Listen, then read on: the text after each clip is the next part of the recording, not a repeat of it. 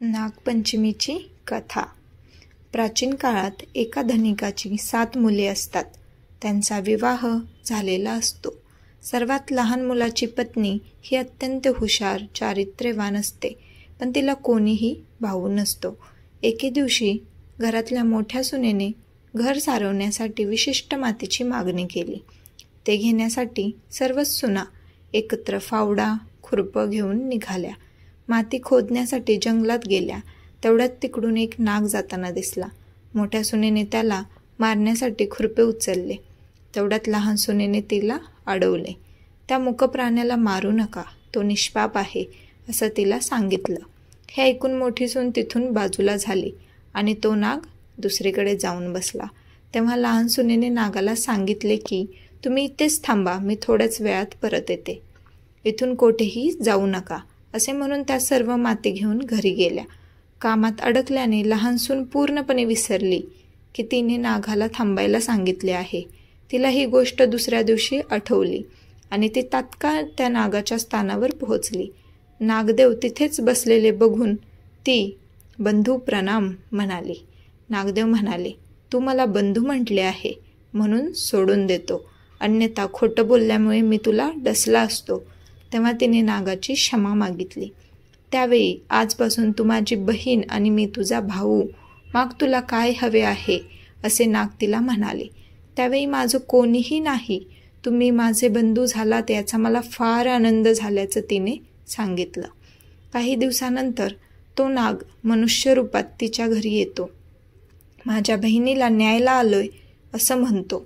त्यावेळी घरचे नकार देतात.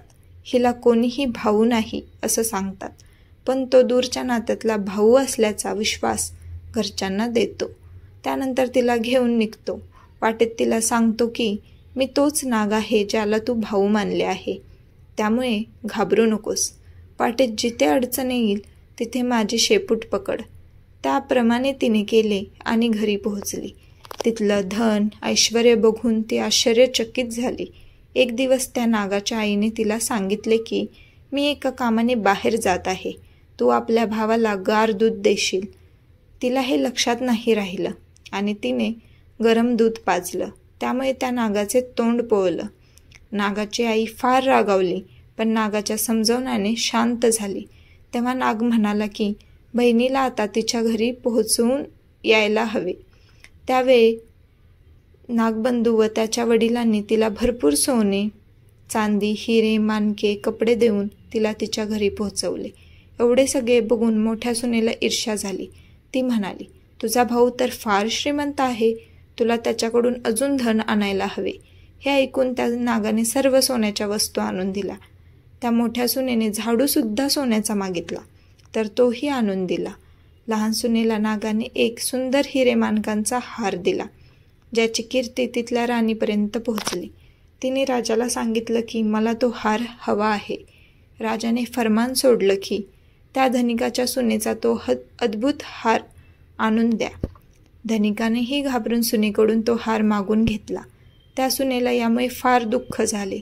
तिने नागाला प्रार्थना केली की राणीने माझा हार हिसकावून घेतला आहे, तुम्ही असं काहीतरी करा जोवर हार राणीच्या गळ्यात असेल तोवर तो साप बनेल आणि जेव्हा तो परत माझ्याकडे येईल तेव्हा परत हिरे माणकांचा हार होईल. नागाने तसेच केले. तो हार राणीने गळ्यात घातल्यावर त्याचा साप झाला आणि राणी जोरात किंचाळून रडू लागली. हे बघून राजाने त्या सुनेला ताबडतोब बोलावून घेतले. धनिक सुनेला घेऊन दरबारात हजर झाला. राजाने तिला विचारले की तू काय जादू केली आहेस, खरं सांग, नाहीतर तुला शिक्षा करेन.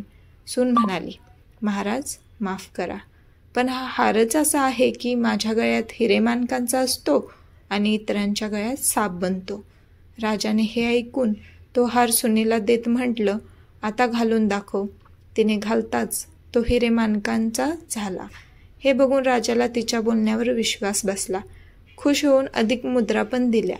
सून घरी परत आली. हे सर्व धन बघून मोठीने मोठ्या ईर्षेने लहान सुनेच्या पतीला सांगितले. लहान सुनेकडून कुठून तरी धन येत आहे. यावर त्या लहान मुलाने तिला विचारले, हे धन कुठून आणत आहेस? तेव्हा तिने परत नागाचे स्मरण केले. त्यावेळी नाग प्रकट झाले आणि सांगितले की माझ्या या मानलेल्या बहिणीवर जर कोणी संशय घेतला तर मी त्याला खाऊन टाकेन. हे ऐकून लहान सुनेचा पती खुश झाला. त्याने नागदेवतेचा यथायोग्य सत्कार केला.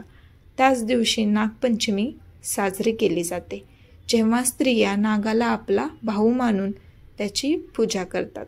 धन्यवाद.